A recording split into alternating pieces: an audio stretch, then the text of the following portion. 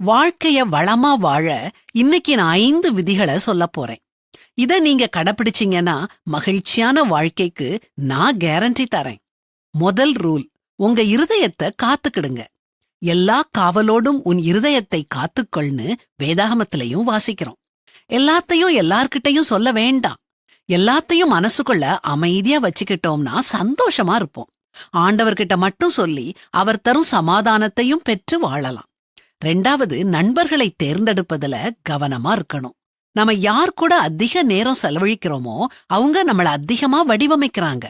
கோபக்காரனுக்கு தோழனாகாதே, உக்கிரமுள்ள மனுஷனோடே நடவாதே. அப்படி செய்தால் நீ அவனுடைய வழிகளை கற்றுக்கொண்டு உன் ஆத்துமாவுக்கு கண்ணியை வருவிப்பாய் அப்படின்னு பைபிள் அறிவுறுத்துது. 3வது, நம்மால முடிஞ்ச அளவு சிறப்பா செஞ்சுட்டு ஆண்டவர் மேல நம்பிக்கை வச்சு பொறுமையோட காத்திருக்கணும். எதிர்காலம் நமக்கு என்ன வச்சிருக்குதுன்னு யாருக்குமே தெரியாது.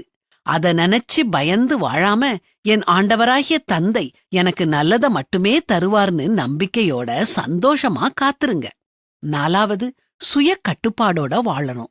அடுத்தவங்களையோ சூழ்நிலைகளையோ நம்மால மாற்ற முடியாது. நம்மால கட்டுப்படுத்த முடியற ஒரே விஷயம் நம்ம நடவடிக்கை தான். அதை கட்டுப்படுத்தி ஒழுக்கமுள்ளவங்களா வாழுவோம். 5வது, எல்லாத்துக்கும் ஆண்டவர்கிட்ட நன்றி சொல்வோம். எல்லாம் வேணும் வேணும்னு பேராசப்படாம கிடைச்சத சந்தோஷமா ஏத்துக்கிட்டு எப்பொழுதும் ஆண்டவருக்கு நன்றி சொல்வோம். 5 ரூல்ஸையும் ஒரே வாக்கியத்துல சொல்லி முடிக்கிறேன். இருதயத்தை காத்துக்கிட்டு, நண்பர்களை கவனமா தேர்ந்தெடுத்து, எதையும் சிறப்பா செஞ்சு, பொறுமையா காத்திருந்து, கட்டுப்பாடான வாழ்க்கை வாழ்ந்து, கிடைச்ச எல்லாத்துக்கும் ஆண்டவருக்கு நன்றி சொல்லி வாழுவோம். நம்ம வாழ்க்கையில சந்தோஷத்துக்கு குறைவே இருக்காது.